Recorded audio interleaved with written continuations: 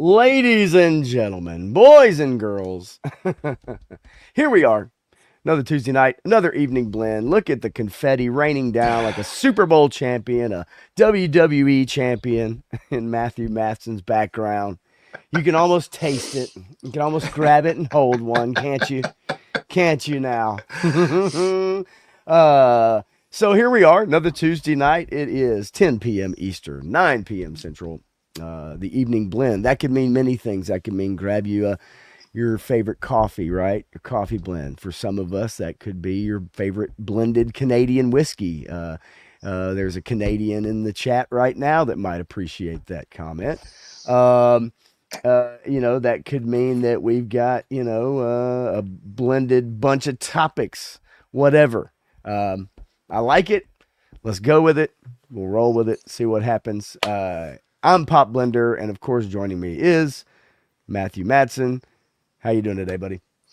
I'm doing good. It's a good day. Weather's nice outside. We got through some storms, might have a little more, but we're still in false fall number 3 here in Texas. Yeah, we get that here. We actually get that a lot more than you do, probably. In Nashville, our weather is very yeah, but schizo. you guys at least get an actual winter. We get like 2 weeks of winter, and then it's over. That's true, and yet at the same time, I also feel for those people that are out on the West Coast too, that barely get anything at all, right? Yeah. And so and sometimes, as we saw just a couple years ago, recently, those freezes and that stuff can really affect y'all down there. Oh, yeah. Because you just are not prepared for that kind of weather. The infrastructure is just not there. It is similar for us as well. Yeah, one year we had to get salt trucks from Louisiana to come in and help out. One year we had a big ice storm, and I just happened to be at Disney World at the time at 80-degree weather, and everybody's complaining. There's clinics were shut down and stuff like that. And I go, "What are you guys talking about?" It's like 80 degrees where I'm at, and they're like, yeah. It's funny because I'll have people come down and visit, and I bartend for a place here in Nashville, and I'll get people come in and visit, and I'll make a comment about, it was, in the winter especially, it's like, man, yeah, it's cold today, it was 40, 42 or 46, and then you'll get these people from like the severe Northeast, they're like, Yep. Oh, you don't know nothing. There's a nothing, man. And it's like, yeah, It's all in perspective. Humidity makes a big difference in it too. Yes, it is. It's all in perspective, and perspective is a important thing, I think. Perspective. Yes. Perspective is something that I want to bring up off the top. And but before I do that, I do want to say hello to the chat. So What's up, Crusty Old Crow? Get to it. Yeah, Matthew, already hitting it up. Crusty Old Crow. And like I said, bring your favorite blended Canadian. There's one of my favorite Canadians right there. Crusty Old Crow, 3-star draw, working hard on a video. This I know. Insider information, folks. Yeah, he's working on a video, and thankfully didn't lose his entire audio track. Horrible. And so 3 stars here. Ronnie Trickshot, listening from Australia. The land down Lovely place. Yes, absolutely. Is that how we just forever recognize Australia, the land down under? That's the only way we know it as Americans, I'm sure there's probably 10 other phrases we could probably use that they know that we're just like, I never heard of that before. Yeah, well, the prisoner's island, that's not a knife, whatever. Ouchies. Woody, triple deuce, the figure addict. What is up, buddy? Good to see you, man. Always a pleasure to see you. Woody crushing it on his channel, and his weekly pickups videos are fun, and so I'm glad to see you here, buddy. Especially for Betty by time. How about that? I know you are early to rise, my friend. Clint Jorgensen is here. You guys need Zara from Cobra Kai and all your thumbnails going forward. Listen, there for a little while, I was just putting out random Sydney Sweeney photos for my posts to remind people to come over to the show. So I get it. Let's see. Menjoza is here. What's up to you, my friend? What's up? Always good to see you. So So getting started, we got a few more watching and maybe just listening in the background. That's good. So anyway, so look, now I didn't make a banner for this. Right off the top, evidently, I was made privy to some internet drama. Oh, red alert, internet drama. Um, and um, and so I want to bring it up. I'll address it. I'm not going to take too much time on it. Um, love it. If you know, you know. If you know, you know. So anyway, not gonna spend a lot of time, but nonetheless, I guess a few days ago or something, I had made a comment on a post by It's Chad. Many of you in here in this chat know who It's Chad is, and so we also know that there's a lot of things or have been going on between It's Chad and Aaron the Toy Enhancer, Bobby Vala, Toy Federation, maybe. There's, some other stuff in the mix. Now, I will tell you guys, self professed, I do not know a lot of what's going on in the toy arena when it comes to all the manufacturers and everything they have going on. I collect the G.I. Joe classifieds. But I do watch videos and I do see things and I see comments. And I did see all the hubbub back a while back with Aaron and Bobby Vala. I did watch that video. And I have my own personal opinions about how people take their YouTube channels or whatever. That's all I'll say about that. But somehow, some way, I guess my innocuous comment somehow got put into a short by Aaron. And the thing of it is, and I guess the worst part of it is like when you meet people, right? You hang out with them, is that yes, I don't know somebody truly as well as they don't know me. But generally speaking, you usually give a representation of yourself that is pretty true, especially in a setting where you feel comfortable with people that are all there for the same reason you are, right? So you're even more open, right? You're even more open, more telling of stories and about yourself and this kind of stuff, right? I'm a very open book. I've said it many times. And speaking of which, a punk with toys.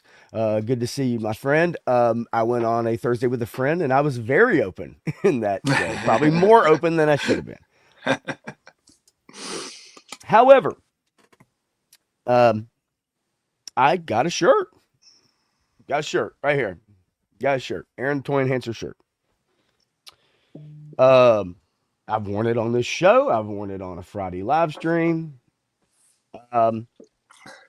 So when I made the post or made a comment about It's Chad, it was about getting Aaron on a live stream, right? Because I think Aaron kind of called him out, said, let's do a live stream, right? So this is all this is not, I'm sure behind the scenes or whatever, the things have been reached out, whatever. Hey, come on a live stream. No, you come on my stream. No, whatever. Let's do it on my channel. No, let's do it on your channel. No, whatever. So, when I saw the short and I got made privy that somehow I've been drug into this beef, I'm going to share my comment. The short I'm not going to play because number one, at this point right now, I don't trust that I wouldn't get a copyright strike on my channel for some weird reason. I would have never have thought that yesterday. Mm-hmm. I would have never thought that 40 minutes ago. Well, but I do now, unfortunately. And so I'm not going to play the short, but I'm going to show my comment. And I just want to, I just want you to read the comment or see the comment. And I'm going to read it. And I guess this particular comment drew the ire and was worthy of being in a short about people that I don't know. I don't know the reasoning behind why my comment was highlighted in front and center in the very beginning of the short as well. A few seconds in. So I'm going to read it to you. This was it's Chad, and it was talking about as far as let's do a live stream, right? Aaron contacted me, whatever. I could go back and look at the original, but this is my comment. I usually don't care about internet beef. However, I am curious to hear answers to questions I myself have. And I'm sure Chad will have all the questions. I believe that firmly. I do. Well, he's a good interviewer. You can't Okay, deny that. I agree, and I think he would do his due diligence, and he would go through, and he would thoughtfully write out um, questions. And Yep. by no means I'm not like it's Chad simp. I don't watch all of his content. I don't follow all his stuff, but I've watched him. It's fine. Does a good job. Great editing. Good job on his videos. As to whether we'll hear the answers, we shall see. Nonetheless, and I say we shall see because there's a lot of stuff out there Yeah. that have not been, you know, answered or talked about or whatever. It's very, very veiled. Yep. Nonetheless, I would be interested to watch this stream. I would watch this stream. I'm not a big time toy collector, but do have knowledge of everything that's gone on within this greater conversation. And I do have knowledge. I do. Um, and never talked about it. Not going to talk about it. But I do have knowledge of the greater sphere of things that's going on with a lot of that stuff. Yeah. And nonetheless, so it said I'll be watching time permitting, which for me I might be at work. That's what that means. So this innocuous comment, somehow ended up on a short that's basically talking shit about a few people and targeting a few people because that's what it is. It's directly targeting other creators. Yep.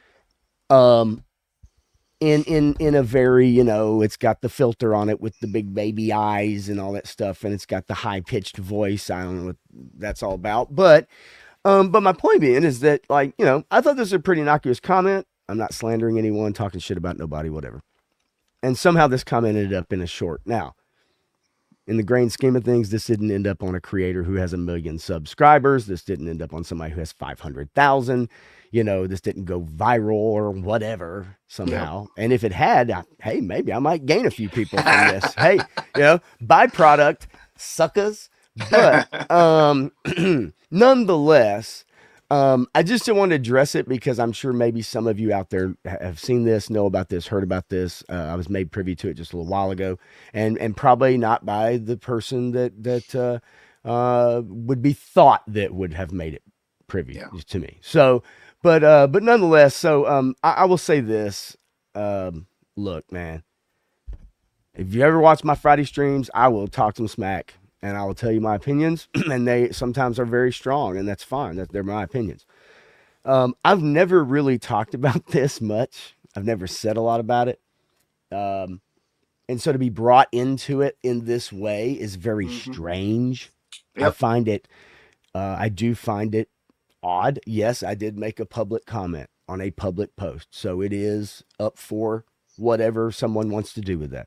Yep. But I did find it odd, and so we shall see. We shall see if this Jake Paul, Mike Tyson ish toy beef goes on, right? Or if it turns out to be just like the fight itself. We'll see. So that's the thing, right? I mean, somebody really wants this to be Jake Paul, Mike Tyson before the fight. Sure. Yeah. So. I don't know, but I did want to address it. I'm not going to spend any more time on it. If it does progress, then maybe tune in for a Friday night, and I'll tell you exactly what I really think, and I have no problem doing that. But YouTube drama is dumb, but we all get mixed up in it sooner or later. Sometimes. Sometimes. Well, it's inevitable. It will happen, and how people around the situation deal with it tells you everything you need to know about those people. If I was going to create content and I was going to use somebody's comment that I had a relationship with on any level, like we've had communications, we've actually, had a meal together or whatever, then, I'd say, hey, is it all right if I use your comment in my video, blah, blah, blah. Not that you need their permission, but it's kind of like a nice courtesy to say, hey, I want to use this. Is that all right? That's what here nor there, unless you're just, you don't give a shit and you're just coming after everybody. But yeah, I guess one thing I will always caution anybody about, as we've seen not only with this particular situation here with the parties involved, but also with other people I've watched, is that folks, always remember, every message you send can be Mhm. shown. Yep. And that's just the truth of the matter. Every word that you put on digital and send it to someone, Hmm. that can be recorded and captured and shown. And so, no Yep. matter what your version or stories or whatever, right, right or wrong, the things you say to someone can be shown, and we've seen that they have been shown previously already, and there may very well be many more things that could come out of that as well. But Yep. that's just the truth of the matter. So always think about that. I'm not the best person at it. If anybody's seen some of my posts on other social media, and what I mean by that is just that, hey, we've all had it. A couple drinks here or there, feel Yeah. strongly about something, and you post something that might ruffle some feathers. But Yep. yes, a punk with toys says at times you have to address the shit when you're brought into it. Clearly, I've shown that I will when I have to clear what people are saying about me. Yes, Yep. exactly. And so yeah, I don't know why I somehow got into this. And crusty old crow, receipts are your friends. 100% true story. Um, we'll see. I hope this goes nowhere Yeah. personally, but I can tell you there are a couple avenues that if it does go down, then we'll see. Yep. But nonetheless, hey, I hope everybody gets what they want, what they're desiring, what they're Yeah. after, and that it works out for everybody. I'm an equal opportunity hater, and I'm also an equal opportunity person who Well, wants and success for everybody. you Everybody. gotta love the grift. I mean, come on. It It's Whew. All right, man. You said it. I might need to save this for Friday because I don't want to take yeah, anybody yeah, down roads yeah, that yeah. I think you guys are here to listen to us talk about and I do have some toy news in here Hmm. that is pretty interesting, and we're going to talk about it, and it's going to be next. But right before that, I just want to say yes, I agree with you. I think it's very becoming heavy-handed, and I just don't know what the end game is. We shall Right. see. So we shall see Yeah. what the end game is. Well, I It's a mean, shame. I've had my speculations, and his pattern of behavior is proving that to be true. So, Yep, and as Clint Jorgensen says, the only people that fight more over their toys more than kids is adults, and it's quite amazing. But I think this goes beyond even toys. These, some of this stuff is personal and involves yep, family and stuff like that. And it's just not. It's never good. It's never good to bring people into stuff that have nothing to do with things, right? And yep. so, yeah, man. Real quick, just recognizing that Bobby Wold has slipped in the door, came in the back door, man. Didn't even get his handstand. You Woo, here illegally, man. You need woo. to pay your cover charge, Bobby. What's going Back door, on, no lube, no nothing. man? Holy moly! Ouchies. There we go. Love it. M. Bison, Captain America. Look, and you know what? The one guy that's sitting here playing with toys while we're talking about this shit, that's Matthew. I love it. Holy moly. Why can't we just play with our damn toys? Anyway, so enough of that. Get that out of the way. Bobby, good to see you, man. That's for sure. And real quick, Ronnie Trickshot says, as somebody who is so busy in my everyday life with work, sport, friends, health, I can't help but think that people who get so wound up about Toy Tube Beast need to do more with their lives. And I think a lot of people feel that way, right? Yeah, yep. Woody feels that way here. Going to fist fight in the streets over toys. Yep. I had to almost break up a fist fight at my work a few days ago, Yep. and about it was a couple Saturdays ago, and it was a mid 50s man challenging a mid 30s man to a fist fight on the sidewalk, and it was so Woo, fifth grade, and woo. yeah, it's unbelievable. I just got to say, there's something about that old man thing, though, because, when you get older, you're not as fast, but you can still hit hard. You got to take those young guys down fast. I'm just saying. Man, I'll tell you what, and really quickly, right before we What's up? jump into our topic, Legend series is here as well, and it is good to Man, see you, my friend. I can hear I that sent, voice right now. yeah, I What's sent that? you an email, Tony, with the commercial in case you want to use it for anything coming up. Ah, sweet, lovely, lovely, lovely, lovely. So we can go one of two ways, Matthew, with this. I'm a big segue person. I love the segues. You brought up the fight and how that went, Let's go but there. Let's go there. all right, then let's go there. Did you guys see the Mike Tyson Jake Paul fight? Let me know in the chat. Right now, if you watched it, if you couldn't get it, maybe you couldn't get it because there were some issues with that. Matthew, I did never. you experience issues trying to bring up the Mike Tyson fight on Netflix? So I bounced so I bounced in and out and over sideways with Netflix that night, and their whole platform was we were watching a little Cobra Kai and during the undercard fights, and it buffered a lot. But we tuned in to the girls' fight and the last fight, so we saw the two main event fights, so to speak, and we only had minor buffering where I was at. Okay. Um, it wasn't too bad, and it was very shocking to see Mike's ass right there on the screen Well, and I didn't want after the to. interview with his son. But Yeah, yeah, definitely. And I agree with you. Crow is that he said the women's fight was 1,000 times better. I agree with yes, you. well, it Roddy was so Trickshot much watched better. it. It was so much better, and the judges messed it up so bad because everybody in the world saw that as 7-3, and there's no way that Taylor should have won that fight. She was headbutting, she wasn't throwing Oh any yeah, punches, yeah. she was getting her butt handed to her because the other girl was so aggressive. She was landing shots, she was landing good shots, and the only downside of it was the other girl headbutted her so many, or the second headbutt is split her eye open, or eyebrow open. And they could have stopped the fight for that, but they kept it going. And there's so much action in that fight. I would love to see that again, but I want to see some real refs in there instead of those guys. Yeah, and of course, look, hey man, we're talking about Netflix now. The big problem coming up, and just to get into it before I get to the Christmas Day issue that may very well be the case, is Yeah. that this supposedly 60 million households tuned in live did not have to pay an extra fee. It was on Netflix. If you have Netflix, you could get it. And of course, we had a 58-year-old man fighting someone 30 years younger than he.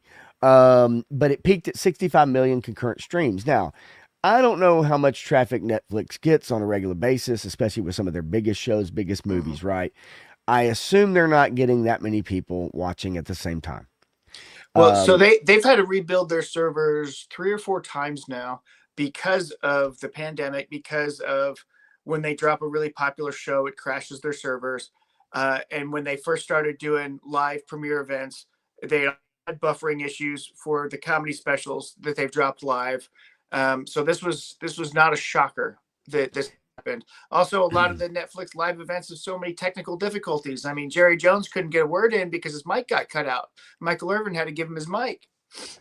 well, and also too, um, the personalities that they had, Rosie Perez, and they were trying to interview Evander Holyfield, and so so truth be told, full disclosure, that night I actually went to go see a friend of mine play some music here in Nashville, and so I actually did not see a lot of the under. I had to go back and watch a lot of the like undercard and the other Mm, bouts, and then the interviews and watch clips of those things, and so I kind of got to fill in the tail for me after the fact. yeah. But obviously, now putting that piece together, I did see some of these interviews, some of the personalities.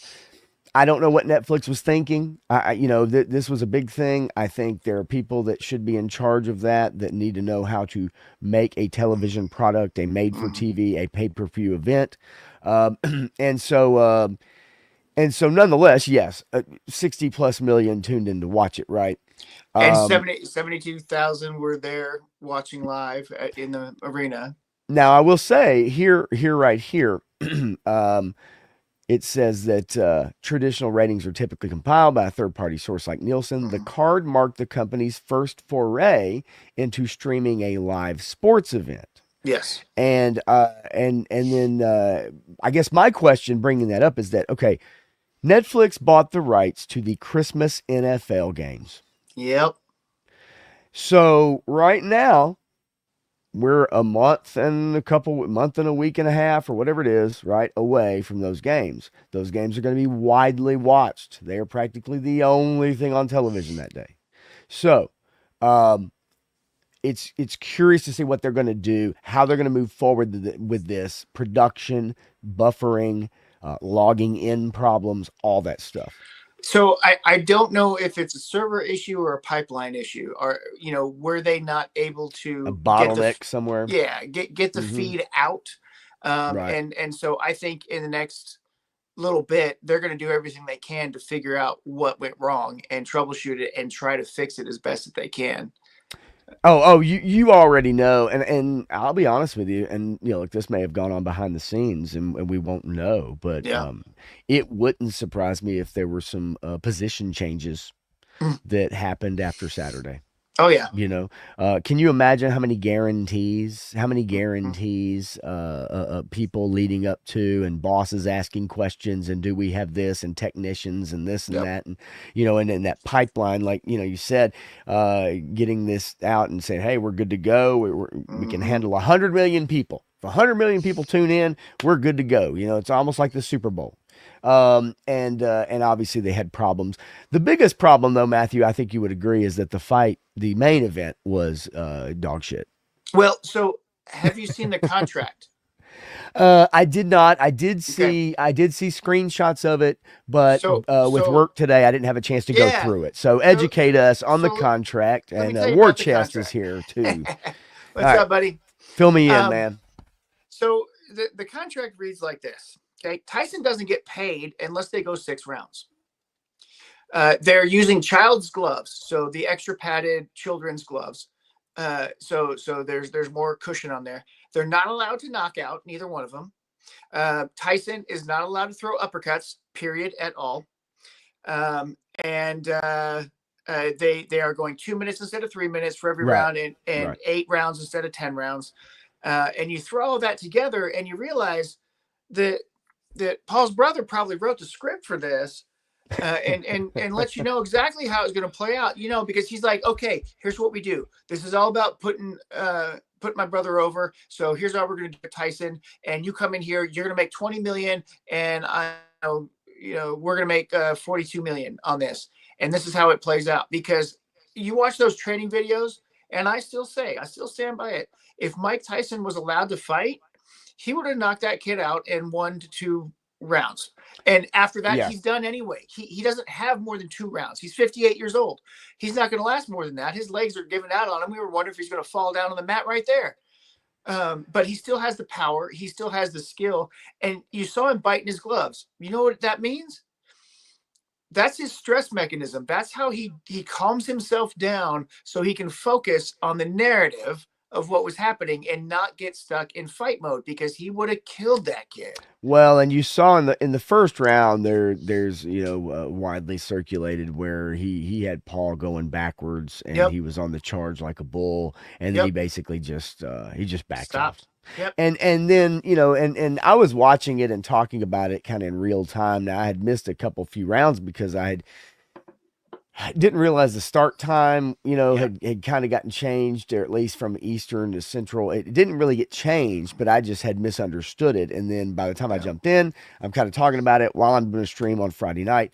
Um, yeah, the last half minute of every round was nothing. The last minute of the fight was just literally nothing. Like there's no flurry, there's no right. Both they know this is the last round. They're going in, and there just was no.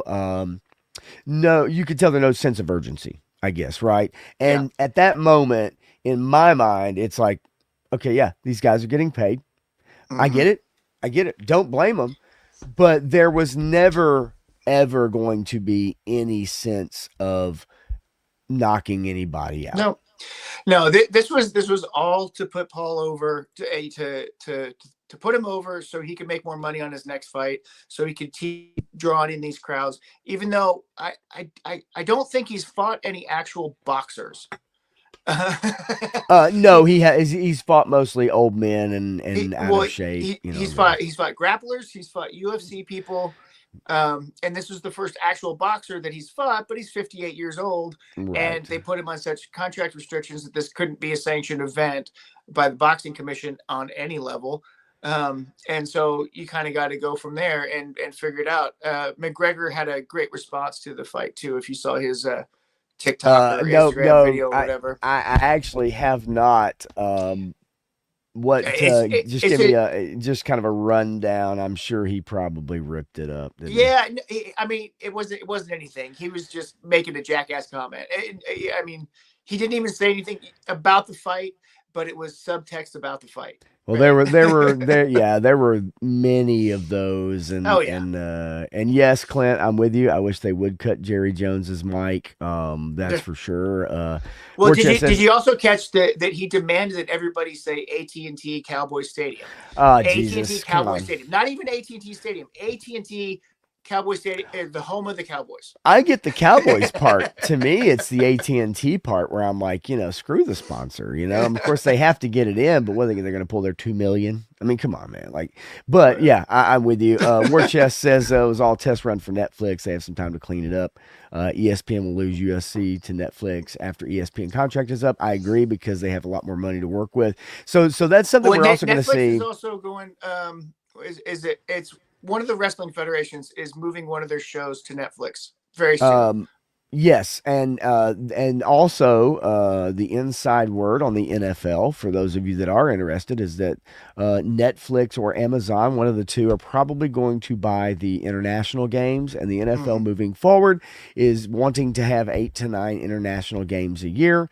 So it's not a specific team, but they do want to have those games, and it will be just on one streaming service that will have Mm-hmm. it instead of you being able to tune in or on like cable, NFL Network, something like that. You need to pay a premium for their Yep. app. But moving forward, you're going to start to see these streaming services really take over, which in Hollywood and the television world, they've come in, they've put a footprint in, and because they have so much money to work with. The problem is, to me, is that they don't know how to do television. They don't Yeah. know how to do movies. They don't know how to do these things. Are they learning? Yes, they are. The more people they get that are experienced, yes, they will. But when it comes to live sports, man, people we it's been a model that's worked for a long Yeah. time. Well, And so Netflix there's a isn't lot to prepared it. for it, and somebody brought up something here today. What's up, Yeah. Shane? How you What's up, doing, bud? buddy? They go through Warner Brothers is the dumbest company in media. Disney is the most evil company in media. And Netflix made the dumbest decision on streaming service options possible by doing what they did with Cobra Kai and dropping things in pieces. It's either you drop it all or you space it out week to week. If you space it out week to Yes. week, you get viewership and you get growth and you get buzz. You drop 6 episodes here, 6 episodes here, 6 episodes here, you get boom, a burst, and then it's gone. And A then it's boom, a gone. burst, and then it's gone. Yep. And then you may forget about it in 3 months when it comes back. It's the stupidest way to try and space that stuff out. Yeah, I just, look, bottom line is people are going to find the event. If it's a big enough event, they're going to find it. They're going to figure out a way to watch it. They're going to figure out Yep. if they need to sign up for 1 month to get something, which I'm sure a lot of people did with Netflix that never Yep. watched shows, but they wanted to watch this.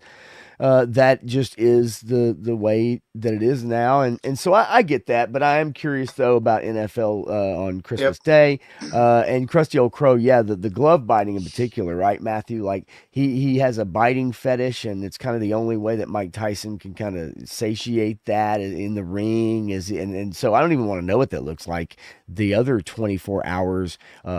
48 minutes of the day or Well, whatever. I mean, come on, look at. I mean, just check out the guy's ears, right? I mean, Yeah, right. No, check out Evander Holyfield's Holyfield's ears. ear. Yeah, yeah. That is the key. And then Menjoza says, yeah, to be fair, I wouldn't want Tyson throwing uppercuts. Yeah, his elbows. I will say this, and just to kind of really bounce out of this topic, and I did notice that Punk also, man, damn, do you have a house full, Punk? You said you had 60 people over? 90. He said 90. 90 Go look people. at that right. That said 90. Yeah, okay. I'm scrolling because there's been a lot of activity. Man, that's awesome, and to not have any streaming issues is actually really fantastic. That's great. I'm glad you guys had a good time watching the fight. I am hooked up to an Ethernet connection for my internet, so I rarely have any issues. Occasionally here or there, but nonetheless, yeah, I think everybody's gonna be able to find it. But ultimately, moving forward, I do think that the streaming companies, the tech companies, are going to have to really learn how do we present these products? How do we get this? Hmm. But people are going to find it, right? Yeah. And yes, you are kind of a big deal. That's for sure. Punk. Now, here's my question: was everybody able to find you in that sea of people? Were they able to find you there? Where's the host? Where'd he go? Of course I jest. Of course I jest. Love you. Love you. Love you. War chest full of toys, like I said, is here as well. And let's see, just scrolling down. I want to make sure. Okay, and so there's some interesting points here too, and I like this. Like War Chest says, it's a low cost way for Netflix to identify problems, Hmm. but also show everybody that they can do it. And on the next event, it will all be seamless. And I think these companies do adapt and they do learn Yeah. quickly, and so I do believe that's going to happen. So yeah, just kind of getting off that. I wish the fight had been more, Yeah. and boxing is not in a great place right now. Yeah. And hopefully, maybe there'll be a return. The one thing I did want to say to close it out is that it led me down an internet path on YouTube of looking up how corrupt boxing was in the 40s and 50s Yeah. and beyond. And that is an interesting look for anybody out there that's curious. I learned a lot of information I did not know. And I Yeah. learned a lot about boxers that are considered heroes who were Hmm. actually under mob control. Yep. Oh And yeah. so it was very interesting. So just looking into the IBC and Hmm. boxing in the 50s in particular was very, very corrupt and Well, continued for quite some time. you look at that ladies fight, and you might have some questions yourself. Right. Even today. And so yeah, man. So listen, this is some news that I think for a lot of you out there are going to be curious about. Matthew, you sent me this today, actually while I was at work, and of course I had a chance to look at it. And as I close out all these stupid ads on this website so I Oh can yeah, share sorry. this Yeah, it's a page, terrible. it's not your fault by any means. It's the one I could, the one I pulled up. So there is a class action lawsuit against Hasbro right now. And some of you will find this very interesting. I'm going to just kind of comment about this, Matthew, and then I want you to kind of give me what you think about this. A new class action lawsuit accuses Hasbro of misleading investors by making materially false and misleading statements about inventory buildup and product demand. Now, that's just the headline. Yep. Um, Off of that headline, you and I have talked about some, is Hasbro getting out of the Star Wars IP or Lucas Disney, whatever, how are they going to cut costs? What's going on here? That headline alone brings to question a lot of business practices that for people that are investors, for customers, brings up a lot of issues. So have you had a chance to really look through this article or at least I, skim through it a little bit? well, so there was another one that I looked at that was on a global news website. The what Bragger Prob- Eagle and Probably has Square. similar wording and stuff like that, I would Yeah, assume. maybe. But basically, what they're talking about is this fourth quarter of 2022 and the revenue and all this other stuff that the COO is trying to put out there turns out to be maybe not as accurate of his representation as that Hasbro had initially put out there. And to be fair to Hasbro, what they're doing is this is what these companies are buying from them, not what's selling. Right. And then we saw what happened afterwards. All these things went to Ollie's and to Ross and to TJ Maxx or whatever. So all these things ended up at the discount stores, the Tuesday mornings, all that kind of stuff. And so much of their product isn't moving off the shelf. So Targets and Walmarts are purchasing less and less of it. They're purchasing more of the Mattel wrestling figures and more of the Playmates Ninja Turtles and other stuff because those things are selling. Those things will move off the shelves, and so that's what the kids are buying, right? And so this comes back to a false representation, and so it's going to be an interesting lawsuit to see how it plays out because there's some subjective information, some actual data. But if you're trying to present a false representation, people are going to run with this. And they're always trying to pad their numbers and make it look good. So they're always trying to sell the highest volume to all these retailers, the big bad toy stores and the Hello Dope Toys and everybody else, to say this is how many products we're moving. It's like the comic book industry. It's exactly the same as Diamond in the comic book industry. They tell you how many books sold, but that's not how many books actually sold. That's how Yes. much the comic book stores were forced to purchase by the publishers to maintain a continuing license, to get the RIs or to get continued product from Marvel or DC. They have to purchase X quantities of whatever books they tell them they have to purchase, even if they know that those books aren't going to sell. They have to do it anyway, and they end up in the trash bin, right? And in this case, they end up at Ollie's and Ross. And so all you Ross and Ollie's hunters, you're killing favorite brands, because if you actually like these brands and you pick them up at Ollie's, good for you. But guess what? That is money that the retailer didn't get, so that Hasbro's not going to get next.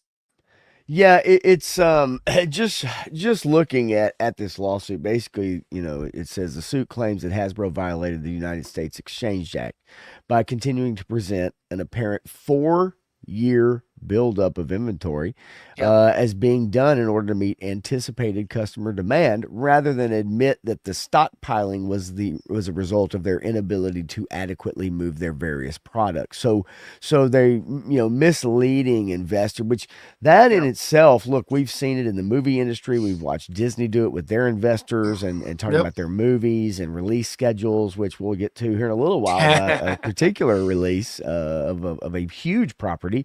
But yeah, this is this stuff can get really tricky now when you get the SEC involved, Mm-hmm. and it says defendants represented that the rising inventory levels reported in the company's financial reports filed with the SEC reflected outstanding and anticipated demand rather than the excess supply that outpaced Yep. waning demand. So there's a Yep. waning demand for toys, and we've had this conversation. We've Yep. talked about the Star Wars stuff. We've talked about buying toys. Now, Who's now buying toys? I Property. want to clarify something here a little bit too, because we're not talking about Black Series and Classified and Nope. Marvel Legends. We're talking about everything from Yes. Hasbro. Okay, Agreed. so everybody assumes that we're talking about Black Series, or assumes we're talking about Marvel Legends, because we see all these things do this, that, and the other. We're talking about everything that they are producing at Hasbro, and where it's going and where it's ending up, and how much isn't selling and what is selling. And you go look at the Imaginext, and that stuff sells okay, but Spin Masters and McFarlane, I think, are outselling a lot of Hasbro stuff, just because it's out there, and because people are like, oh, that's cool, I'll pick that up, and oh, that's still $20, I'm going to pick that up. And Lego outpaces all of them, right? So Right. these toy companies, we're not saying Black Series is a fail, they're going to lose the license. Marvel Legends is a fail, they're going to lose the license or not renew it. That may in fact happen, but it's not because just Marvel Legends or just Black Series. It's because of the entire thing. It truly is. It's an across the board issue right now, just in the toy industry. And this comment here by Menjoza, that's actually, I want maybe you to address this as well. Says that is ridiculous. I'm just new to collecting, and why not pick up a cheap figure here and there, better than being raked over the coals just trying to have a couple of toys on the shelf. And I fully understand that, right? But I mean, what do I you? get I it. mean, what you think? 'Cause I definitely do. So So here's the deal. Okay. Product is purchased and sold to retailers, right? So product is created and its intention is to be sold to retailers. Retailers buy this product. If retailers cannot sell this product, they have to dump it at pennies on the dollar to discount stores. And then discount stores sell it and you get it at a discount. Good for you. Guess what? That company that purchased from Hasbro directly is not going to purchase as much next time. That's And correct. next time they're going to purchase even less. And the time after that, even less, because you're waiting on the Ross discount. You're waiting on the Ollie's discount to pick up lines that you like, that you enjoy, that you appreciate. So therefore, Hasbro's not making this money. The toy store that you generally go to isn't making the money. And then you have to rely on the discount stores. And guess what? You're going to get less and less product. You're going to get shittier and shittier product. And it's just going to get worse. And I understand. You find something on clearance and you enjoy it, pick it up. If it's something that you weren't even interested in getting, you said, "Hey, I'll buy that for $5 or Right. whatever." Yeah, That's absolutely. one thing. But if you actually like these lines and want to collect these lines, don't wait for them to go to clearance like that. I mean, yeah, maybe if you're doing army building or something like that, but guess what? Every time you do that, that's less product that the retail stores are going to purchase next time. So then Hasbro will not get as much of an ordered quantity, so they're not going to make as much. So it's going to become rarer. So it's going to become harder to get. So the prices are going to go up on the aftermarket. So they're not going to go to discount stores because there's fewer product in the stores. And Hasbro loses money every time that happens. And when Hasbro loses money, they stop production on stuff. This is what killed Joe in 1994. Okay. It's a multifaceted. It really is a Yeah. multifaceted because it's like a trickle up effect, right? To where you get to Hasbro, then like you said, producing less quantity that makes it really more difficult. That drives the price up in the secondary market. But then also then you have your big retailers where you might be able to go somewhere and have a plentiful stock Yeah. at Target or Walmart. Now, Yeah. like people have said, and I read somewhere, Walmart basically doesn't have anything. Yeah, because it's not selling, So, right? so Like, there are three Walmarts in my area that refuse to carry classified anymore. They will not carry classified GI Joes because they don't sell there. And even though I went there and I bought some sometimes or whatever, there wasn't enough sales, so they kept throwing them out on discount or they kept dumping them on their discount stores. So I'm not saying don't ask questions. If you don't like the product, don't buy it. Okay, that's fair. If you want to wait till clearance and pick it up, that's fine. Just know that you're going to kill the line eventually, because that mentality makes Hasbro lose money. If Hasbro loses money, they're not going to produce as much. The retail stores are losing money, so they're not going to buy as much from Hasbro, which makes Hasbro lose money. So Hasbro's not going to produce as much. You see where this is going? I mean, there's a it logical through line. sucks. It It sucks sucks, ultimately at the end of the right? day. It because nobody's winning out of Right. this. No And, one's winning out of this, right? and I'm not saying don't question things or don't have your gripes or don't, but know that if you're making the statement and you're asking them and you're critiquing them, that's fine.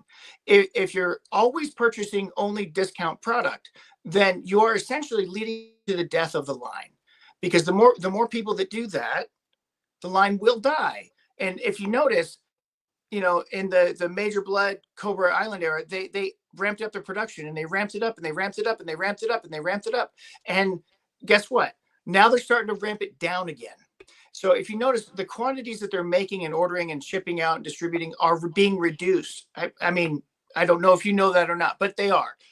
Because they haven't been selling as much this year or last year as they had been. And you have the con exclusive sets that are sitting around doing nothing now. So the Stardusters and the Crimson Cobra 3-pack of Baroness and the Twins, those things were discounted so heavily, even on Pulse. Okay, so Pulse is even trying to get rid of them so they can make room for inventory. So when they do that, they realize we made too many of this, or we're not making a good product. Maybe they think that. I doubt it. What they're going to think is we made too much of this. So next time when we come out with an exclusive, we're only going to make X amount. And so the aftermarket on that's going to be outrageous if you actually want to get it. Yeah, it like I said. I mean, again, multifaceted. I mean, I think that the overall, when we're talking about that now, you have companies that have to lie to their investors about demand or whatever. I mean, even just in this class action suit here, in truth, defendants knew that Hasbro had overpurchased inventory to an extent that significantly outpaced customer demand, and that's where it's really on companies, right, to put the right people in places, the Yeah. qualified people in places that know what they're doing. And also, too, let's not kid ourselves. Companies are out to make all of the money. Right. They're That's not their out to purpose. make some of it. They're not out to try to, get a little piece of the pie like George and Wheezy. They want the whole pie. And when you want the whole pie, sometimes you get greedy and Mm-hmm. sometimes you misrepresent things and you misrepresent contracts, right? Yep. I would love to tell you more about the 10th Doctor, but I'm really more curious in the Jodie Whittaker Doctor, Well, actually, you if know, we I be I quite love the honest tenth with you. Doctor. I love the tenth Doctor. I think he's great. If he's making magic cards, I wonder where they're going with it. But you know, Doctor Who died at the 50th anniversary, and there is no more Doctor Who after that. I'm just saying. So yes, you are correct. This is curious. Woody Triple Deuce says I ordered 60 Iron Grenadier Troopers from Wow. BBTS. They only sent 30 so far, and I know I was one of the first ones to Holy get my order cow. in. So they put Yes. some of my order on hold because they only got so many, right? So Yep. see, then it affects companies like BBTS and say, "Hey, okay, Hasbro, you saying you got all this? Okay, we're gonna put this order in. We're gonna let's go. Let's So make this get this train going, right?" so And then all what of a Woody sudden, did it's a there, breakdown. yeah. So what Woody did there is is is Woody did something that helps the toy brand in a lot of ways because he Yes, ordered so many. They're like, we have to fulfill all of these pre-orders that we already have. We can only give you this much now, but we have put in more orders for these figures to Hasbro, so they're on back order. But Hasbro will probably have them to give out to BBTS or be able to make them because they put in their orders soon enough because you did it so soon, that they're like, wait a minute, this demand is higher than we expected for this figure. And if their other retailers did the same thing, then they're like, okay, wait, okay, now we got to bring up production for certain things. And if Hasbro has a brain, which I don't know that they do because it's a corporate machine run by a whole bunch of different people that want to put their 2 cents in instead of somebody actually thinking things through, they would make all their army builders and up the quantities, the MLQs or whatever for those army builders to like 8 or 10 or 12 or something that's exponentially higher than what they would do for a single character figure, right. if they're thinking about it. But I mean, it's not to say that they haven't, right? But it yeah. comes down to again, in this particular instance, you're talking about a company that's trying to figure out ways to save money. We just went over that a week or two ago. We went through all the different ways and um, again, tell the story of the airline that cut out black olives out of their Caesar salads. They saved $2 Yep. million that year. This is what they're doing. They're going through Yep. every product they have. That's from the packaging, the boxing, the manufacturing, the paint, all of it, everything. And they're saying, how do we save money and still provide a product, right? But then also you turn around and then you over promise to your Yep. investors because you want to keep that money coming in. You want those Yep. investors to continue to invest in your company. So Absolutely. it's very misleading.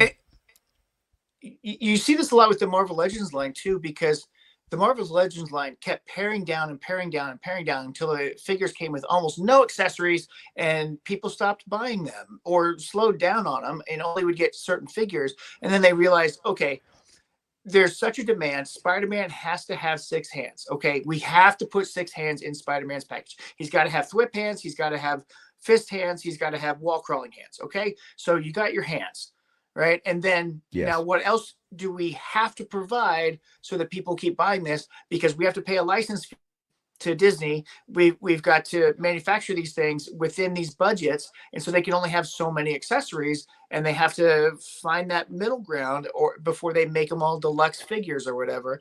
And so they're battling that to keep their shareholders happy and to keep the customers happy, and they're trying to balance everything.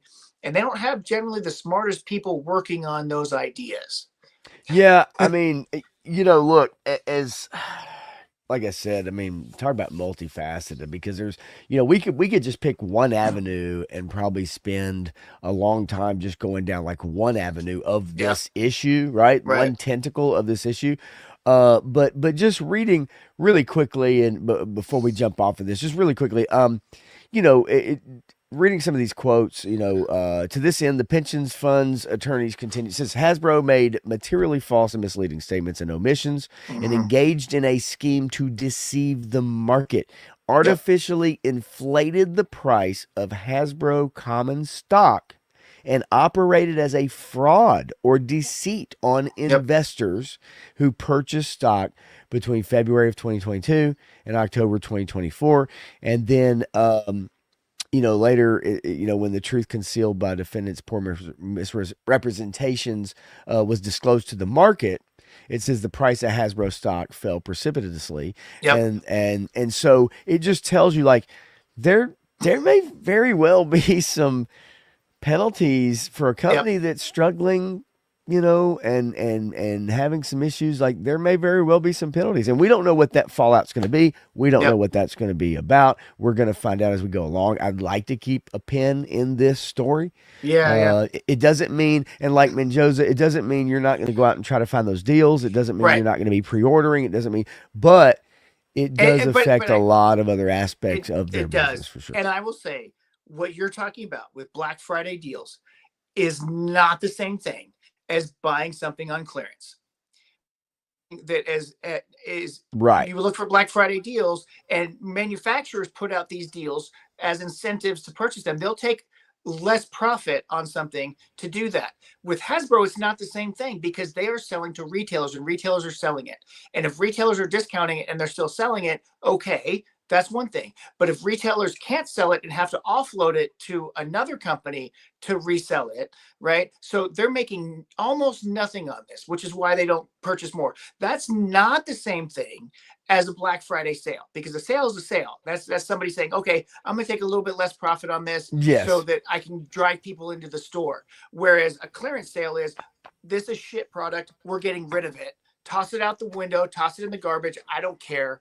Let somebody buy it for pennies on the dollar.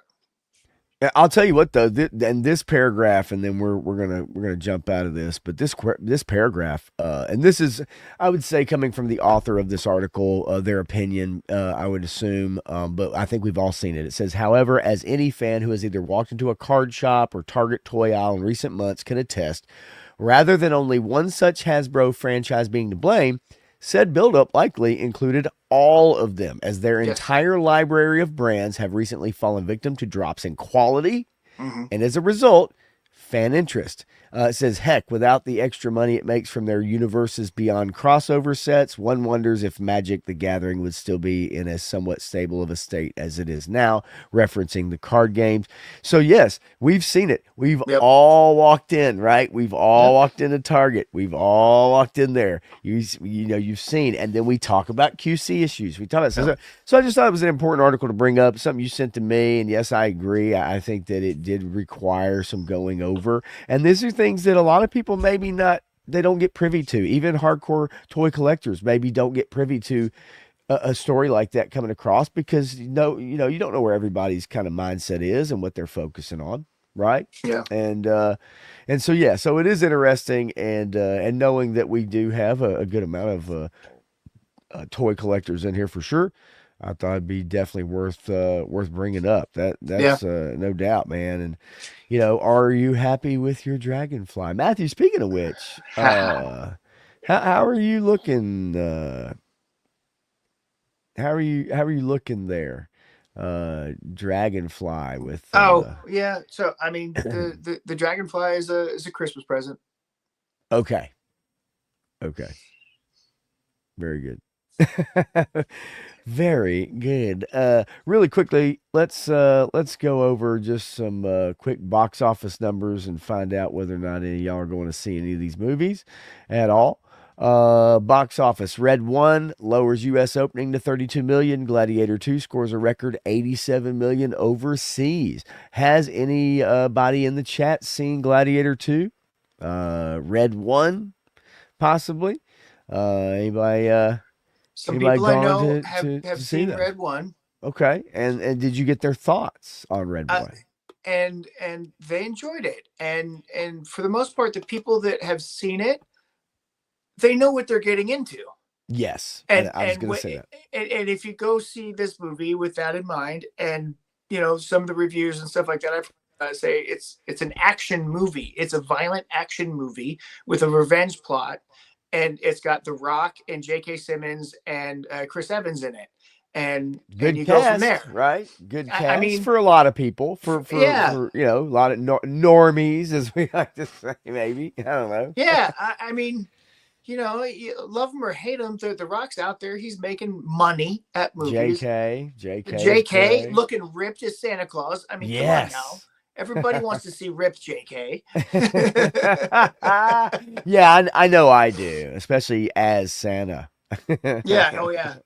But even Chris Evans, right? Like, come on, man. It seems like good dude, somebody you could root for in a movie. I don't know. I may go to check it out. It did not really interest me, but I had seen several previews that really We didn't interest me. Yeah, we may go see that one. Okay. That one has a little bit of interest. 3 star. Um, you can open it and rewrap it up, and she'll never know. But guess what? She will, because you can't detach that tail without breaking it. So we've proven that, because Baldy Locks did a whole view on it and said once that goes in, that tail doesn't come out. Yeah. So Red One. May or may not go see Gladiator 2. However, um, man, I've heard good things about it. I've heard bad things about it. I've heard that there are two or three things if you can get past, then you're going to be a-okay with that movie. I Um, haven't heard anything good about it, and even the press junkets from the actors hasn't been good, in my opinion. yeah, no, there's some interesting stuff Yeah, going on there, to say the least, with Denzel. And yeah. Well, something I I mean, never thought I would hear Denzel I Washington say. I right, yeah, no, exactly. Yeah, never thought I'd hear him say that. And whatever, it's whatever. I don't give a crap about that. But Right. story good? Are the characters good? Is there something going on there? And from everything I've heard, now this is just hearsay, right? It's Okay. uh, it's kind of a copy of the first one, and the first one was better.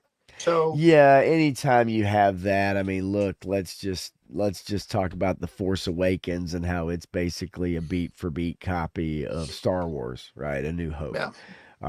Which one is better out of those two movies? You tell me. I would dare say most people would think that A New Hope is probably the better movie. 87 million worldwide, not too bad. 63 markets. Says it's the biggest R-rated international opening in history for Paramount. Now, the problem with these numbers For sometimes, Paramount, man, they keep yeah, yeah, justifying yeah. these numbers. Yes, okay. Yes. Is that you literally took part of the words out of my mouth. The other part is that ticket prices are so Mhm. obscene in different areas that I think we really should go to a tickets sold model to give us a Yep. true idea of the value of a movie, So not the money. France has gone back to that. And a They've lot of switched. countries in Europe actually do it that way. They've switched from focusing on the dollar amount and going to ticket sales numbers, Yes. and that's fascinating, because when you think about all the revenue generated by these high budget films, and realize that, oh yeah, this movie made as much as this movie, or this movie made more than this movie, and then you say, but that movie was done in this year, and this movie was done in this year, and ticket prices were twice as much in the later year, so you know that they had half as many people go see it. Right. I mean, and we see that, right? That's why I say it's misleading. It's Yeah. misleading when the dollar amounts, because you have less people seeing it, and that's a big deal. That Yep. is a big deal. And so, and of course, with inflation, that also changes the game, right? And so those are kind of the two biggest movies really at the box office right now. Red One cost $250 million to make. We shall see. I think that movie's probably gonna take a bath, if I had to guess. Yeah, I mean, Uh, I don't see it making more than any 250 million. right, and so that's difficult. And not you can't always put The Rock out there and make money with a movie, right? So Well, that's tells you I everything you mean, need to know. so here's the thing, right? It goes back to, there are no movie stars left in Hollywood, Yeah, right? man. I mean, It's there sad are a though. couple. There are It a couple that will draw people out just to go see that one person, like Tom Cruise. Occasionally you'll see it, but The Rock is not a movie star. He's an actor, and if the movie's a spectacle enough, people will go see it. That's just my opinion on that. But Yeah, and it's and quickly before I get to this comment, we're starting to get a few yeah. tentpole movies supposedly at the end of the year. Wicked is going to be coming out. On the 22nd. Oh, Moana hey 2. man, you know what? The whole thing is Glicked, right? Yeah, Right. Gladiator and Wicked, the two biggest. Well, Wicked's going to do well. Wicked will do well. Is that what we do now with the, like, the double movie weekend now? Is that we combine their names together like some crazy couple or something, the friends of yours that are dating, so you give them this couple name that combines their names together. Is that This the new started thing? about 20 years ago with people that started this whole idea of shipping, and it's all fanfic and it's all pornographic. I'm just saying. Oh no, I know. Trust me. I know. Wait a minute. Did I just say what? Oh, hang on. No, I Oh, hope you went nobody. to the Wicked website, huh? Yeah, no, does whoever. Don't clip that and put it in a short. Please don't do that. So anyway, yeah, so look, yeah, and so this comment real quick by 3-star J.K. Simmons: Red One Santa versus David Harbour's Santa from Violent Night. Who wins? Wow, so we have muscle bound, whoop that ass Santa versus just terrifying, I'm gonna chop you into bits Santa. Who do you got?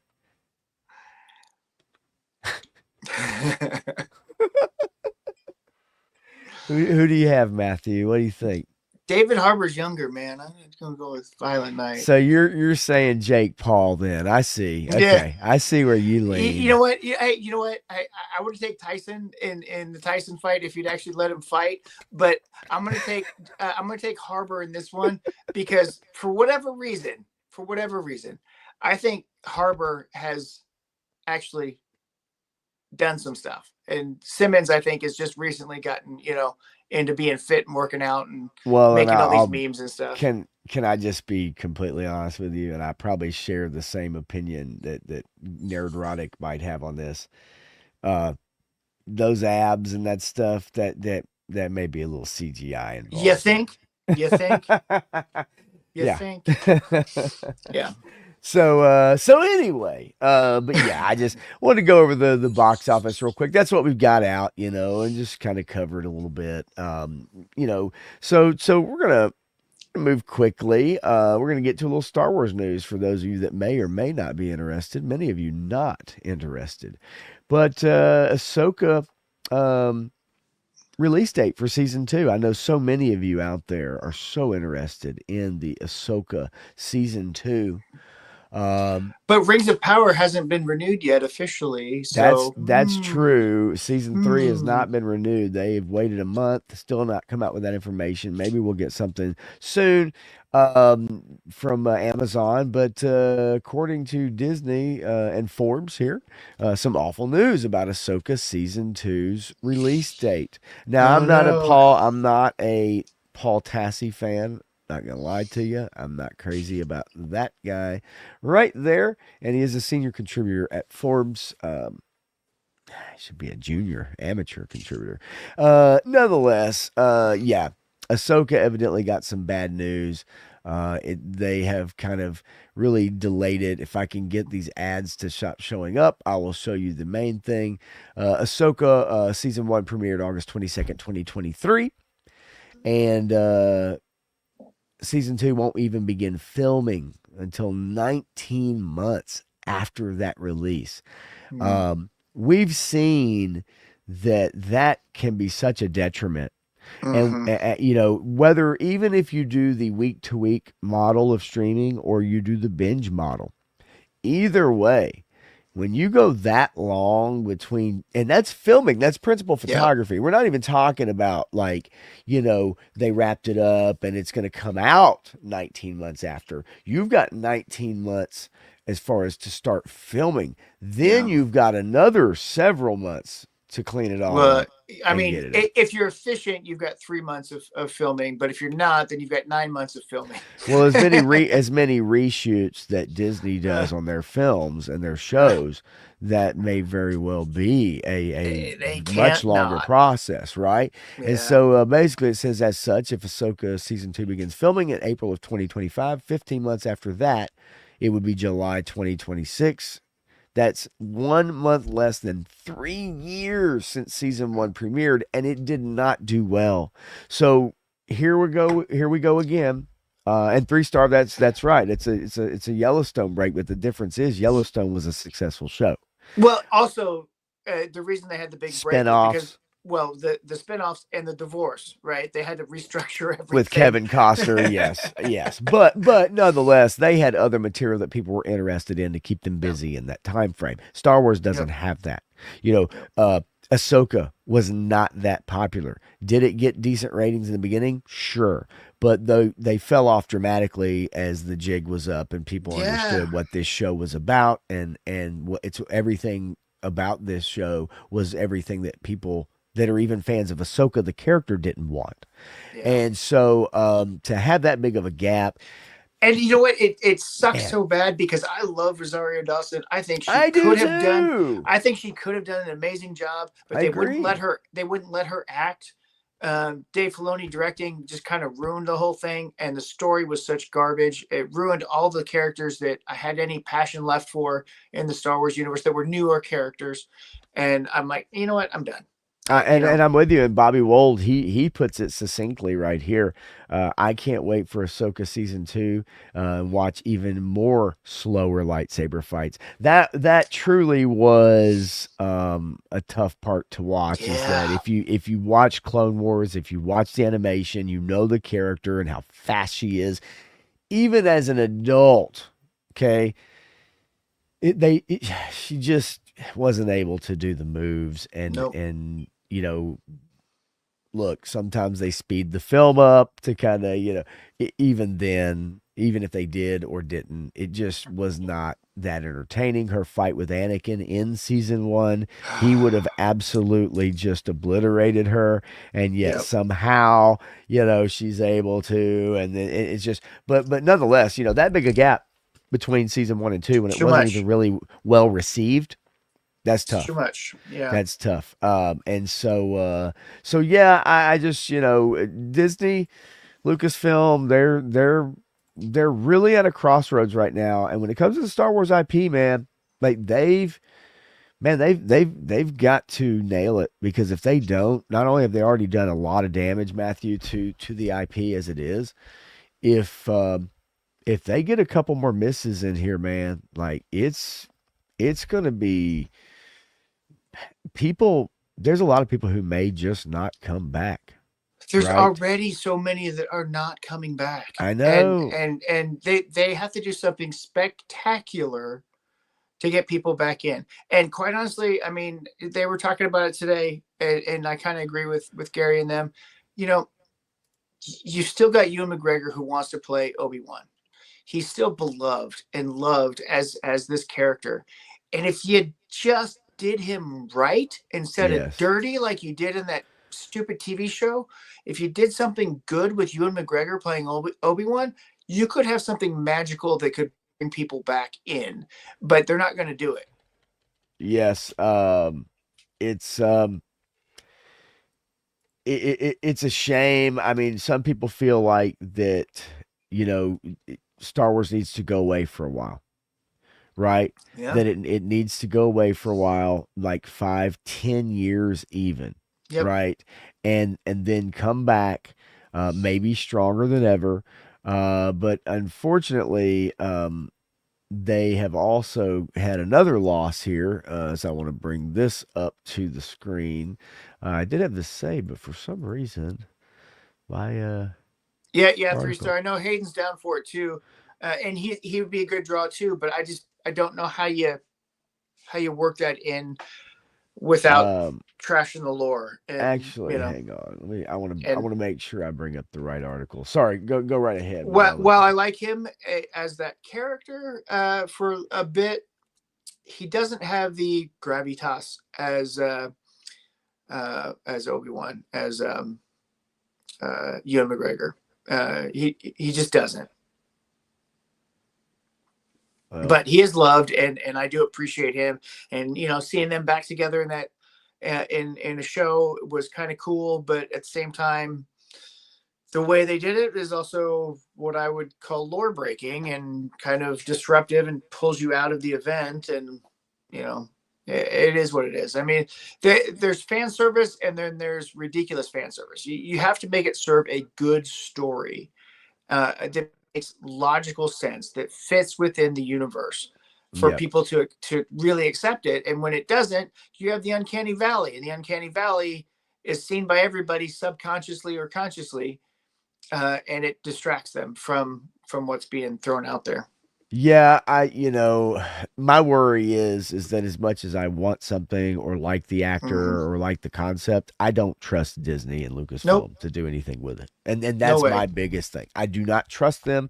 Now, maybe after the last couple weeks, companies are starting to change. We've seen some things change quickly, or companies pronounce Which this or do it means with their 2 to 3 years from now, we'll see that Yes, change. exactly.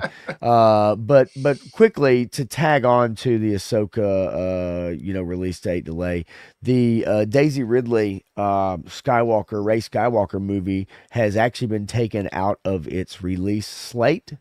Mm-hmm. It has actually been replaced by, well, if I can get the Rolling Well, Stone to cooperate with me, it has been changed, and on that release date now is an animated film yeah. that they had kind of backed up. So they have pulled the movie they were planning on making and we've also heard about the Simon Kinberg, Mm-hmm. trilogy, and all this stuff. Well, But what that about the that Ray, Ryan Johnson trilogy? I mean, the Ryan, yeah. there are what 25 products that they've announced that were coming out, put them in the pipeline, advertise them to everybody, and now you don't hear a darn thing about them. So look at this really quickly. So it was an untitled movie, right? They brought her on stage Mm-hmm. last year at Disney Celebration in Japan, I believe it was, right? They brought her out on stage. They announced, here's the director, Charmaine Obaid Chinoy, who is a documentarian filmmaker, and she's going to make this empowering, film about Ray Skywalker and so they make this big deal about it. And then there's no news forever. Then we find out that they had writers, Damon Lindelof, Justin Britt Gibson, and they were replaced by Stephen Knight from Peaky Blinders, who also then left the project last month. They don't have a replacement, and at this point now they've just pulled it and they put Ice Age 6 into the release date for the new Star Wars Ray Skywalker movie, which tells me everything I need to know, Matthew, that Yep. project is DEA dead, right? Yep. DEA dead.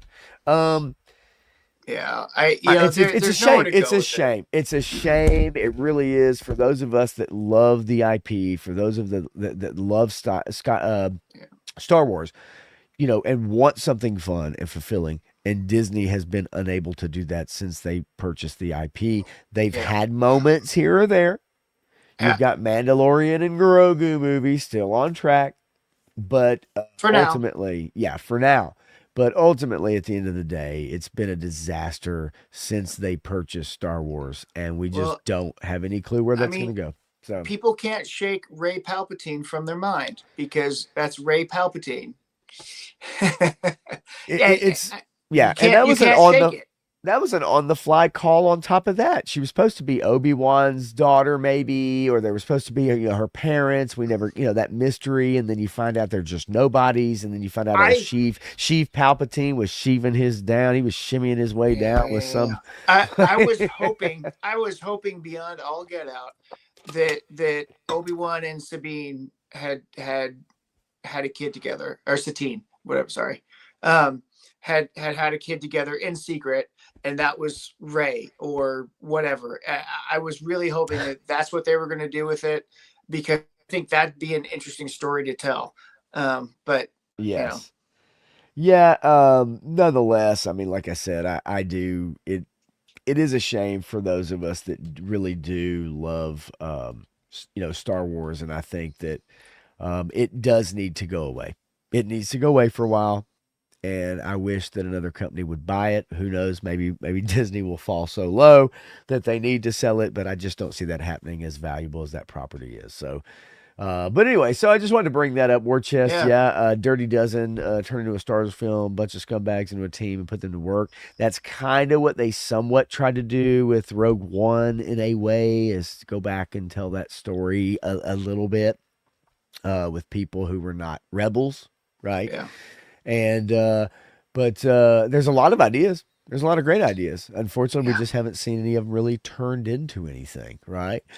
yeah. All right, so It's a time where we kind of get around to what Matthew is recommending, what Matthew is watching, what he's digging, man. What he's gonna plead with y'all. Look, check this show out, check this movie out. It's a little thing I like to call Matthew. Go get in your corner, Mister. No, Matthew's corner of the internet, his corner of the movie and TV industry, and some recommendations from you and some, one or two you've probably heard before, but at the same time, when you feel that strongly about something, then you want to tell everybody about it. So go ahead and lay it on us, Matthew. What do you got this week, man? Well, I've been watching a lot of stuff. This weekend, I got a chance to watch a bunch of stuff. Um, I no one puts Matthew in the corner. Like it. Got Love it, baby. Yeah, yeah. um, so I got to finish Tulsa King season 2. That and The Penguin, I think, are probably the two best scripted shows of this year. The writing is tight. It's engaging. I couldn't stop watching like the last 3 episodes. I was supposed to go to bed and I couldn't go to bed, and I had to finish the last 3 episodes of Tulsa King. And and then the final one actually dropped the next day. But that show, if you haven't seen it, go watch it. It's a gangster show, but it's really fun the way that they do it, and it's logical. It makes sense. There's a whole bunch of cool stuff in there. It's another Taylor Sheridan product on Paramount Plus. So if you like all that kind of stuff that he's done, from Yellowstone, 1923, 1823, what's his one with Jeremy Renner, Kings of something. I can't keep up with all of them. There's so many. I mean, Yeah, that guy is like prolifically just putting out project after project after project. and then what's the new one? Well, I'm going to mention Land. it. Yeah, Okay, well, yeah. yep, that's one of mine. But yeah, Yeah. you're right. So I've heard good things about that. So we'll talk about that in a minute. But go see Tulsa King. Cobra Kai, the part 2 of 3 of the last season. So they dropped another 5 episodes. You can go watch that. It's about the big tournament that is the most ridiculous tournament you've ever seen. Doesn't make any logical sense whatsoever, but it's fun. It's engaging. And if you've been following the story, it's worth a watch. I enjoy it because I like that whole mythology and everything, and it has truly become a fantasy show at this point. I mean, not that it wasn't already, but even more so now with this insane tournament that's going on, and it's televised and all this other stuff and stuff that happens in there. Yeah, And the Cobra Kai just that what the 15th I think was the release date so for. it was Friday. Yeah, okay. Yeah. It released the same day as the Tyson fight. Part 2 of season 6, and Correct. there's a part 3 Yep. of season 6 coming up as well. Correct. So there's 5 more episodes that are coming out next year. I'm not sure exactly when. I believe it'll be March, and that way in May, 3 months after that, they can release the next Karate Kid movie with Jackie Chan and Ralph Macchio in it. Unfortunately, William Zach has become the bigger star out of the Karate Kid universe at this point. But everybody likes Johnny more than they like Ralph at this point. Yeah, that's Daniel. actually yeah, and a lot of people, really that's why they're watching the Yeah. show, right? And that's what it started out with. I mean, the Yep. very beginning of it is And this focus on Johnny Lawrence. And the very last episode has already got its title, and they've released the title of the very last episode of the Cobra Kai series. It's called Ex Degenerate. And if you remember, that's what Johnny said when he was graduating high school. And he was saying, no, I'm an ex degenerate as of whatever after he graduates. He's no longer a degenerate then. But the show's fun. It's engaging. I've enjoyed it. I also got to watch the first episode of Dune Prophecy, and I will say, don't bother. The most boring, nonsensical piece of garbage that you could watch, and you'll probably fall asleep because it's a bunch of people sitting around talking about stuff. It's all women manipulating the men. That's what it is. I mean, that's the Benny Gesserit got started and all that stuff. But all of Right. the action happens off screen. All of the handing stuff happens off screen, and they are. It's a waste of Mark Strong and what he's doing. He's such a talented actor, and he's totally wasted in this show. Yeah, Um, that's a shame. and then Um, the other thing is I've gone back and we've been watching Ghost in the Shell Standalone Complex. It's one of my favorite dude. animes of all All right. time. Now, so Um, here, really quick, I want to ask you about this because I know there's some people in the chat that maybe are not anime fans, and really quickly, I did want to say hello to Viper Scout in the chat. Good to see you. Thank you so much for swinging in and hanging out for a little bit. Yeah. So look, I love anime. I absolutely do love anime. Not every one. I'm not one of those people that's just like, oh God, I'll watch anything, right? yeah. But I really do enjoy good anime because I feel that the writing is so different, right, Mm-hmm. from over there, and there's a certain honestness. I don't know how to describe it sometimes. Of, you know, I know some people have trouble when it comes to the captions, right? Your dub, your overdub. Some people want to watch it and hear the English voices. I always recommend watching it and listening to it in the Mm-hmm. Japanese Yep. voices and then reading the text. But I understand not everybody can do that or feels that way. Yeah. But are you a big anime fan? Or is Well, it they're just you've got a couple here or there that you kind of like? 80s, 90s, and early 2000s, I liked a lot. I dug into some anime. Okay. Since then, I haven't gotten a chance to dig into more of the newer stuff. The One Piece thing was I knew about it and I knew how popular it was, and I always wanted to get into it, but I never had the opportunity to.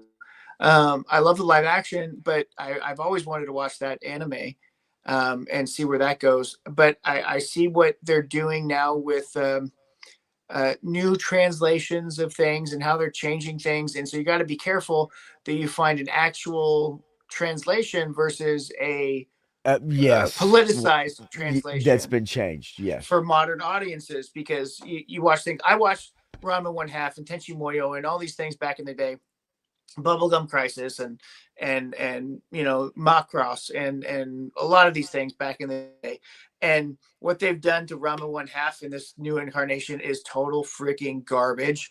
And it is absolutely disgusting how they've completely changed the whole entire premise of Rama and what's going on there because they want to serve their modern uh, identity politics agenda from the United States that has Right. no relevance to what happened when they made this in Japan back in the day. So Well, and I don't think anybody, for people maybe that wouldn't know, and you're just reading the text, right? You're hearing the voices reading the text, and you don't know that someone has yeah, gone in and purposefully changed those phrases and stuff like that. I want to say hey to Todd C, by the way. Todd C dropping in too, man. Good to see you, buddy.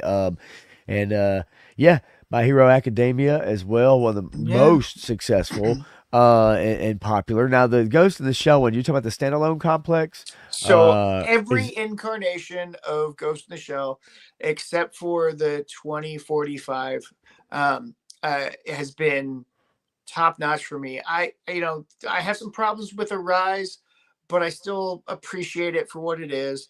But yeah, no, the original 95 movie, the sequel to that movie, okay. that's That's that's yep. that's one universe. And then you have Standalone Complex, and then you have Standalone Complex Second Gig, and then you've got Solid State Society. That's one universe. Right.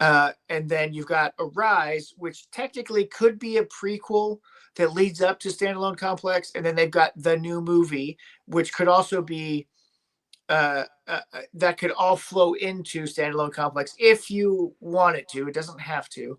And then you've got 2045, which is supposed to be a sequel to Standalone Complex, but it's so not good. I mean, there's some okay elements to it. It's okay, but it doesn't match the philosophy. It doesn't match the in-depthness of Standalone Complex or the original movie because those really dove into concepts of what is AI, what is consciousness, what is your soul, What does the ghost in the machine really mean? If you have a completely cyberized body, are you human anymore? Are you, transhumanism thing? But See, but but before the transhumanism thing became a thing, I, and I so I love it. yeah, I was gonna say I like those concepts and some of the ones I've watched, and I'm gonna have a couple recommendations, and one of those for sure is an anime recommendation that I didn't think I would like at all, and I have come to really enjoy it. Really quickly, I did want to go to a couple thoughts in the chat here. Warchest says he saw Transformers 1 and Oh, that was thought it good. was pretty I good. saw. And I know Yeah, I you liked did it. too. I have yet to see it, but I will be seeing it probably as soon as it comes on streaming if it's not It is on already. streaming right Okay, now. good. And what's it on? It Do was you on know? Paramount Plus. Then I have it, so I'll probably be watching it very soon, maybe this weekend with my son. Let's see here. Da da da da da. Bobby Wold says, I heard Daniel San is getting a star on the Walk of Fame. What an awesome accomplishment for someone who did an illegal kick. Yes, that's great. That's great. That's great. That's great. Yeah, Viper Scout also says Zabka's killing it. And the kid who plays Kenny will be a breakout I star. there's a couple kids in here. I like the actor who's playing Hawk. I like the actor who's playing Miguel. I think he's killing it Yeah, too. yeah, I agree. I agree. Yeah, I agree with you. Clint Jorgensen And says, Kenny's been doing a great job. Mysterious Cities of Gold is the greatest of all time anime. I have not seen that. I'm That interested is in a checking it great out. one. That's whoa, that's way old school. Yep, It's totally. educational one, and it's actually really really cool and fun. And Todd, see, you are correct. You could have started watching One Piece in 2000 and still continued on forever and ever and ever. Amen. I know I Um, did not have access to it. There was no way for me to get a hold of it at that time. I was in Japan and almost got some of it, but I did pick up a couple graphic novels while I was in Japan of One Piece, but they're all in Japanese. But that's okay. I at the time I could read fairly good Japanese. um, I don't even want to. Holy moly. Hieroglyphics to me, my friend. So I got a couple picks, three picks actually, that I have, and I will run through them rather quickly as I get them all set up here. First and foremost, you already mentioned it, so I just want to bring it up for those of you that love the Paramount Plus stuff. I have to say that Landman is a very funny show. Billy Bob Thornton is a fantastic actor. The supporting cast is very good.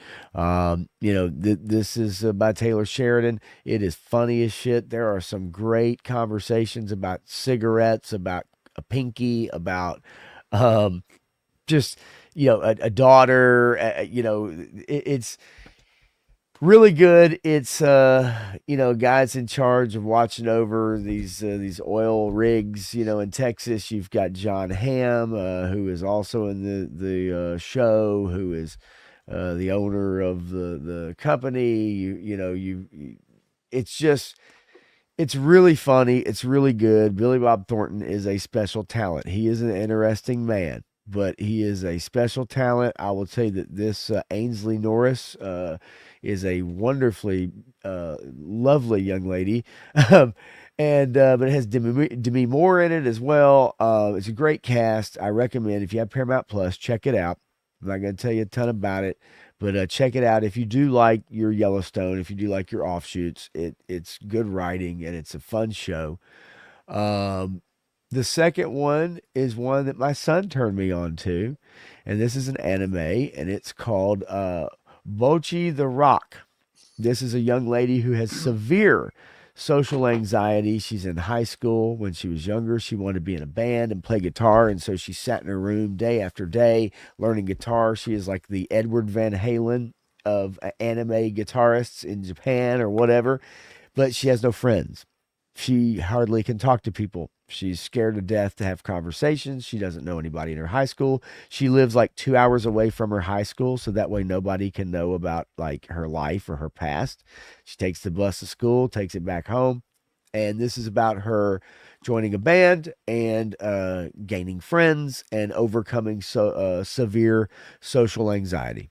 And I didn't think I would like it, but it is really funny. It's really good. It's well written. They do kind of somewhat go out of their way to create some conflict in the episodes, but I appreciate it. But it is an interesting show. So if you like anime, Bocchi the Rock's pretty fun, pretty cool, and it's got some great freaking music. It's got some good music, like really good. If you like rock and roll, you like technical stuff. If you're a musician, this is a fun show to listen to, Yeah. but also a good anime to watch. Did you ever hear of or know about one called Bubblegum Crisis? I have not. I have So not.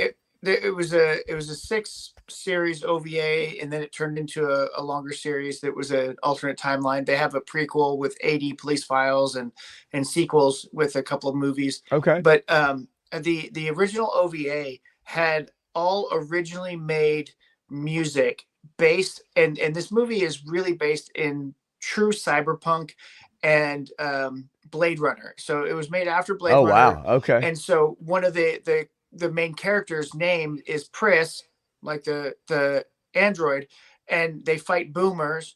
And her band name that she actually plays in a band, and so that's kind of a subplot. And so they play music from her band in every episode, and the band's name is called the Replicants. And Okay. so Cool. they're playing homage to all that stuff, and it the story wise is kind of weird, but the series does a better job with the story, but they change some things. It's about four women who get together and they wear these things called hard suits, which are cybernetic biomechanical suits that transform into motorcycles and battle armor, and they go off and fight these rogue robots that get possessed by a virus and turn into violent killing machines. Okay. Just that's controlled by some other higher intelligence, but it's like randomly placed with these service droids. Basically, these service androids that are running around helping people suddenly go psycho and start killing everybody. Well, make sure that you text it to me. Send Yeah, it to me. I'll check it out. yeah, And because see. the music in that I thought was really good for each of the original OVA episodes. Listen, I will say that there are a few anime that I do really like.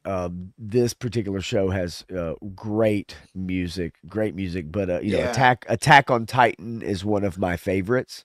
Okay. Yeah. As big as it became and all that, some people are like, yeah, nah. I really enjoyed I it. watched a couple episodes and I just couldn't get into it. I wanted to, I really did, but I just haven't Put had time to put go back and look put at it. push past it. It's worth it.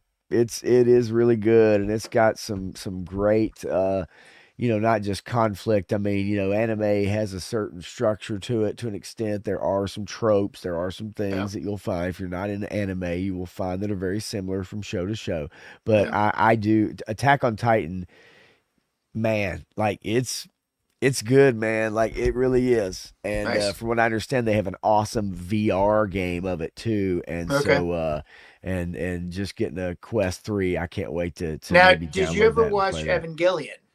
Uh, no, no, I didn't. I know plenty about it. Of course, my son, if he was here, that's his screen name because he came into Mm. our stream last week and Oh, changed okay. his screen name. So, yeah, he is very much into anime and Japanese culture to an extent and Now, whatnot. I'll So, say Evangelion is good when you're a teenager, but when you're an adult and you think about what's happening in these themes, it's a little disturbing. I'll just say that. well, and there's a couple other shows that get into some really funky stuff. Yeah. But they are good, and some of them are very adult oriented, Yeah. and you just got to roll with it, right? I mean, Yep. but and War Chest, really quickly, I had not seen this. Says how about that? How to Train Your Dragon trailer? Blown away.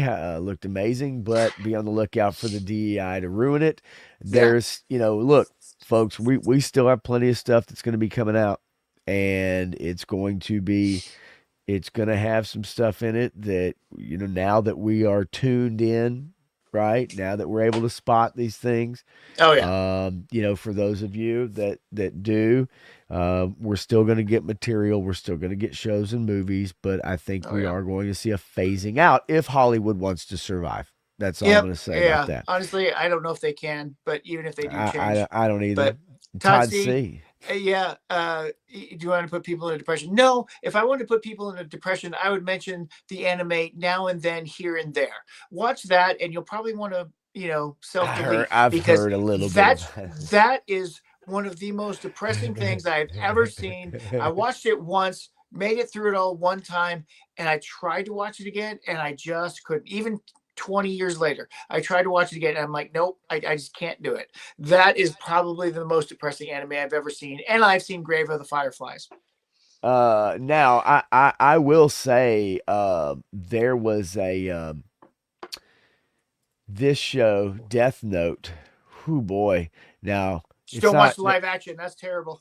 yeah, no, I heard about it. It's not necessarily depressing, but a wonderful anime just on Yeah. that tip before I recommend my last show here.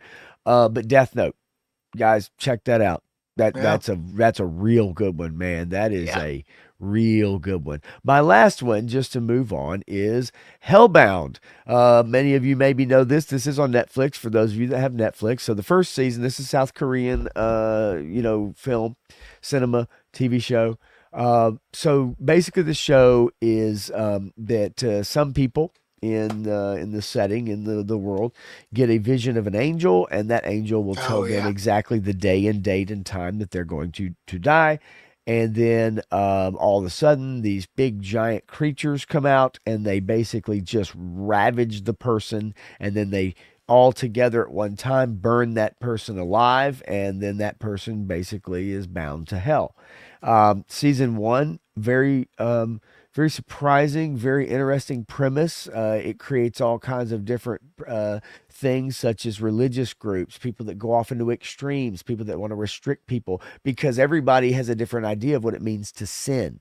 So Yeah. people start trying to figure out, how do I not sin? People stop, having sex. They stop cussing. They stop drinking. They stop. So you get people that break off. Then you have the police or people that are involved that are trying to investigate. They're trying to investigate these creatures. What is this? Is it real? Is it viral? Is it fake? And there's one character in season one, who I assume will be in season two, but in season one, and it is like a YouTube personality. And it is one of the coolest ways I've seen of a depiction of how a YouTube personality or a podcaster or a streamer can become extremely famous. This guy paints, he has his clothing is painted up in like blacklight type paint. He has blacklight, it's very striking pink and green, and like he's got this mask, and he's preaching is what he's doing basically, and he's talking about the people that are they're coming for you, right? And it's really neat. It is South Korean. uh Yeah. Season one does end in a way that's like, oh my gosh, did not see that coming. It's a great show. Go back, watch it. You'll want to watch the next one after you finish the first episode. It's Nice. one after another, but it's called Hellbound. Season two just released, I believe today, if I'm Yeah. not mistaken, and I can't wait to dig into it as soon as we get done with our stream. So Yeah. Hellbound, highly recommended for Nice. those of you that aren't into anime or whatever. Taylor Sheridan, whatever. Well, Hellbound. it, Go it, watch it it if you have Netflix. I promise you won't be disappointed. here's another one of my favorites. Is one called Roni Kenshin. It's a comedy, but it has a different version called Samurai X, which is more serious. And then what they did was they made 3 live action movies on Rurouni Kenshin that kind of tells the 3 main storylines that are in the actual 96 episode anime. And the live action is actually probably the best done anime to live action translation that I've ever seen. They keep a lot of the humor, but they keep the Samurai X seriousness. But the original anime is a comedy under Rurouni Kenshin and is serious under Samurai X. So you have to take that into consideration. But it's about a samurai who fought in a lot of wars, killed a lot of people, and decided he didn't want to kill anybody anymore. And meets up with these other people and kind of hides who he is for a long time. But he is still the best swordsman, and as people find out who he is, they want to challenge him and fight him to the death. And so he has the stupidest thing ever created, a reverse blade katana, so he wouldn't have to kill people. But it's kind of silly, but it's also really fun and engaging. It One of my favorites also. And like I said, the live action, if you wanted to do that, watch those 3 live action movies. I think they're pretty entertaining. Um, just know that Musashi killed people with a piece of wood. So if he's got a reverse blade sword, that's still steel that's hitting people. I'm just Right. saying. Yeah. I will tell you, just, as a quick discussion, man, like, you know, I collected comics when I was younger. I spent a lot of time in comic shops, as many of you out there probably did as well. And so manga, anime. I remember seeing some anime that were very adult oriented, so to speak. Not Yeah. that was what they were. It just I remember one, and I wish I could remember the name. Because look, I watched like Robotech and stuff like that, right? But like the first true anime that I remember seeing, someone had given me a VHS tape, and it was in space, and there were these tentacles through the craft, and but it's not what you think. It's these tentacles came out, and I'd never seen violence in a cartoon like that. Yeah. I'd been watching GI Joe, right, Right. Transformers, all that stuff, and I remember these silver like tentacles, almost like Doc Ock arms coming in, and they were just tearing into people like and it destroys the ship and these people. And I think there was a survivor, maybe. It's a very famous anime. I just can't remember the name of it, but it was Hmm. it was a very well-known anime. And that was like my introduction into Hmm. anime. And I'll never forget that because of the fact that there was nothing like that here in America that you could see that was animated, a feature like that. And Yeah. then going back now and seeing so many shows that came out of the 90s, right? Early 2000s, and you start to see the progression of anime to the point it's at. It's a great storytelling medium. Like it's Yeah. again, there are some tropes in there, but it's at the same time, the storytelling, and I think something that Matthew, like, we, it's easy to get wrapped up in the stuff you consume that's in your country, right? But there's so much more out there to Hmm. find that's quality, good material, good books that Yep. maybe could be translated, but especially the medium of film and television that The we South just don't Koreans have think been about. Oh killing it my lately. gosh, man. Just crushing it, dude. Yeah. And I'm glad that option has become so prominent now because Yeah. of what we've gotten over here in our entertainment has been so lackluster and Yeah. so just not quality stuff. Give or take a show here or there, right? Yep. Yep. So Absolutely. I would encourage anybody, just, seek out a few things. You may not think you're going to like it. You may think it looks childish. You may think it, but and also listen to the audio in the language that it's supposed to be in, because you can feel the emotion, you can feel the dialogue, Yep. and just read it on the screen. But the original language is so much more powerful, and there's a cadence to it, there's a Yep. rhythm to it. You can feel the anger Yep. and everything. And so I always recommend that. Really quickly, the Terraforma live action I have not Yeah. seen, or at least, let's see, is that the correct spelling? Maybe. I think this is more fun than Rebel Moon. I would say, Todd, almost everything is more fun than Rebel Yeah. Moon, right? Right. Yeah. And 3 Star said earlier when you were talking about your the one anime, he said it sounds like a plot of Chopping Mall. The one where you're talking about maybe the replicants, or maybe the So what the was that? I'm trying to think. Bubblegum Uh, Crisis. Yeah. yeah, I think maybe that was the one. Okay. Um, Let's see here. War Chest says I had a roommate from Japan. His mom would send him VHS tapes of Gundam. That shit was like Ah, a cult. Yeah, I mean, and yeah, I watched a Gundam lot of has the yeah, Gundam stuff. I watched a yeah, lot of the Gundam stuff. You know, kids would trade me. They would give me a VHS tape, or I'd get one that had been recorded, right, and had the crappy, recording or whatever. But I remember getting a few Gundam stuff, and I liked the Gundam stuff. I love the yeah, Gundam games too. I love like mech games, stuff like that. yeah. There's a actually. Gundam did a good job, and you know, it's hard to find a place to jump in on that, but there's so many different good Gundam series that Man, Joseph it's says fun. Kingdom on Netflix Yeah, yeah. good too. I need to check into that. Todd says it's the cockroach in Mars movie. Can't miss it. All right. Viper Scout says Dynasty Warriors. Yeah, yeah, yeah. Dynasty Warriors Gundam. That's fun. Yeah, those games are cool too. Those games If were you're into awesome. I those. loved Yeah, those games right, back in the right. day. Yeah, fun stuff, man. So yeah, I'm glad we got off on a little bit of an aside with the anime and everything. It's one quick thing that I did want to bring up that to top off our evening. I didn't make a banner for it because I wasn't sure whether we were going to get into it, and if I can get this stupid ad to go away. The New York Post, just Man. terrible. All right, so let me bring this up really quickly. Many of you love her, you know her, you're big fans. Whoopi Goldberg's been in the news lately.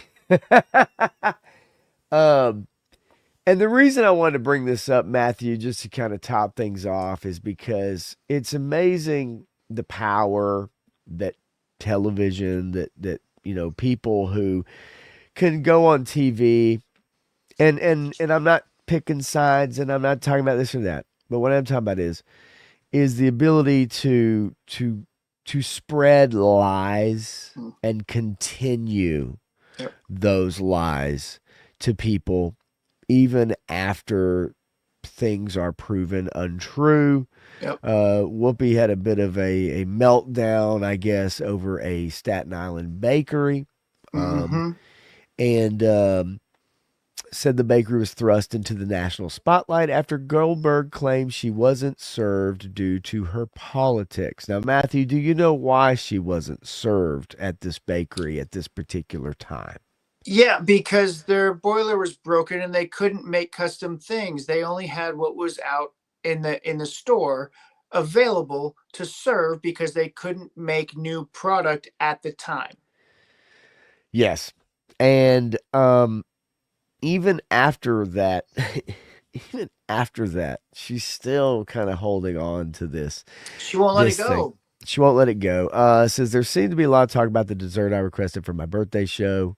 On it, she said on her Instagram, and acknowledged the apparent negative press that her allegation had unleashed on this bakery because.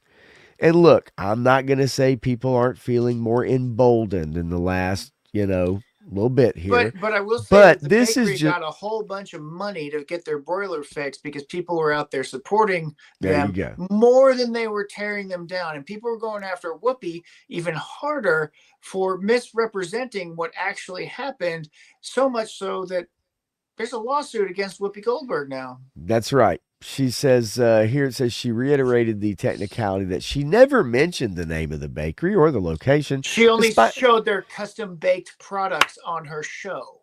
yes, okay, on a Custom. The show, only place that makes these types of products, and she showed them. that gets a lot of very misguided viewers. Yeah. And Not anymore. not anymore, but also is able to really rile people up, right? Like you get people fired up about this stuff, but this didn't take long for it to Good night, be Woody. yeah, hey Woody, thank you buddy. Have a good night. Always good to see you. And I could understand anybody that Whoopi Goldberg would put you to sleep. Um So she reiterated the technicality that she never mentioned the name of the baker, the location, despite the name being revealed in the press within hours as a direct result of her tirade, and also, of Yep. course, on the show. And of course, evidence free. And again, I still love this. The excuses. It says it seems a little odd. We called a few weeks before my birthday. We're told they couldn't process the order because of an equipment failure. Okay, well, there you go. That was There's the your answer. truth right There's your there. answer. But somehow they were able to accept an order of a different 48 of the same dessert when somebody else called without using my name. Now, of course, well, we don't know that. Now, is No. that, was that someone messaging her social media and saying, yeah, I ordered from them too? There's no Right. receipts, right? There's no Nope. receipts. Again, okay, we started off the show, Matthew, and this is why part of the reason I want to wrap it back around. There's no receipts, No receipts. right? It's important, folks, keep your receipts, Yep. right? When people make claims, when people say stuff, right? When people decide they want to act a certain way, keep your receipts. Yep. All right. And in this particular case, there's no receipts. And why in the world would this bakery lie and say there's a boiler issue and this and that? Ultimately proven true. Yep. Ultimately gotten a lot of money Yep. to fix their boiler, which I'm sure they were very grateful of and probably didn't want this kind of press. They'd like Nope. to just do their business and That's right. continue doing their business. Yep. But you have someone who goes on television 5 days a week and makes outrageous claims every single Yep. day and is used to being able to say whatever they want without repercussion. Yep. Right. And so, but nonetheless, they have a 60-year-old boiler. Yeah. Holy crap. And they Yeah. also said that when she made the request, they didn't want to make a promise they couldn't deliver. I'm sure Right. they do great business. I'm sure they do business with all kinds of different people from different makes, Yep. likes, agendas, you name it. Yeah. It doesn't Um, matter to them. yep. And because it was Whoopi Goldberg's birthday, Yep. right? That's They knew it probably was going to what be a big really, deal. truly spurred it on. Yeah. And she probably was like, it's my birthday. And stars are some of the most demanding and ridiculous people, and they don't Egotistical, understand self-absorbed, lost in 100%. their own world. Yeah. Don't understand why you can't fulfill their needs that moment every time they come calling. Yep. Uh, and so now there is a lawsuit. And I will Yep. tell you that the amount of rabid, crazy people Yep. that could damage your business and your name because someone else brings you into some bullshit that like It's you not even really true. you know yeah.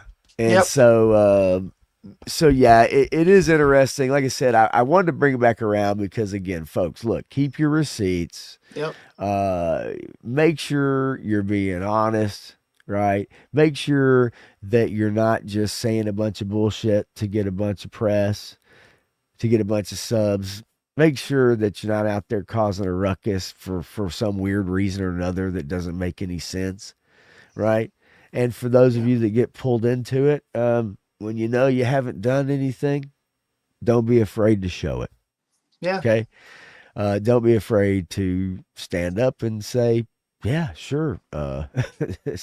Like I don't know what you're talking about, but here's my comments, right? Yep. So anyway, but yeah, so we'll keep an eye on that. If we get any update, and find out if this got settled out of court or whatever, I will keep you posted. Not a big story, but to me is kind of on point and for today. Um, but anyway, so Matthew, do you have anything else that you would like to share other than people going to your Instagram and checking out your photos? I saw, what was it, day 18? And maybe my feed's a little behind because when I scrolled through, I saw day 18 of some of your photographs. I believe it was. Maybe I'm wrong. Yeah, I'm not sure exactly what that was, but yeah, no, I post every day. So, there's always something going up, different themes, different stuff. I, try to do my Mezcos and my Mythics or my Moon Yeah, Knights man. on Mondays. And I haven't been able to do turtle shoots lately. So I've been throwing up some random Tuesday. Wednesday is another GI Joe shoot.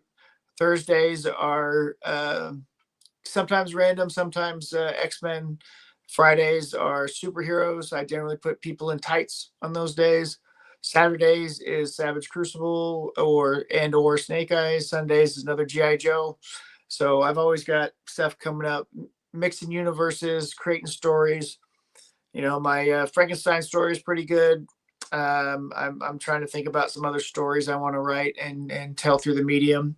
So, and you know what? I might start making statements just through action figure photography. You We'll know see. what, man? I like that. I like that.